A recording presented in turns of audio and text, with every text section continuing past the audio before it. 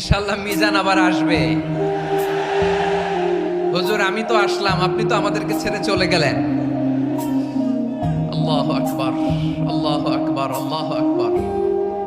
গলায় কোনো সুর ছিল না, সুর দিয়ে কথা বলতেন না, কিন্তু এত চমৎকার শব্দের বুনন, এত চমৎকার প্রেজেন্টেশন, এত চমৎকার ভাবে ঐতিহাসিক বর্ণনাগুলো তিনি উপস্থাপন করতেন। মন্ত্রমুগ্ধ হয়ে আমরা আল্লামা লুৎফুর রহমানের কথা শুনেছি। আমরা হযরতুল আল্লাম লুৎফুর রহমান রাহিমাহুল্লাহর জন্য এই বিশাল ময়দান থেকে দোয়া করছি, আল্লাহ তাআলা তুমি তোমার এই খাদেমকে জান্নাতের মেহমান হিসেবে কবুল করে নাও। মিজানুর রহমান আজহারী চলে গেছে, চলে যায়নি, তাকে চলে যাওয়ার জন্য বাধ্য করা হয়েছে।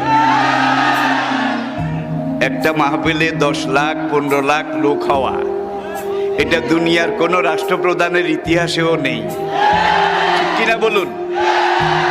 আর একজন রাষ্ট্রপ্রধান যখন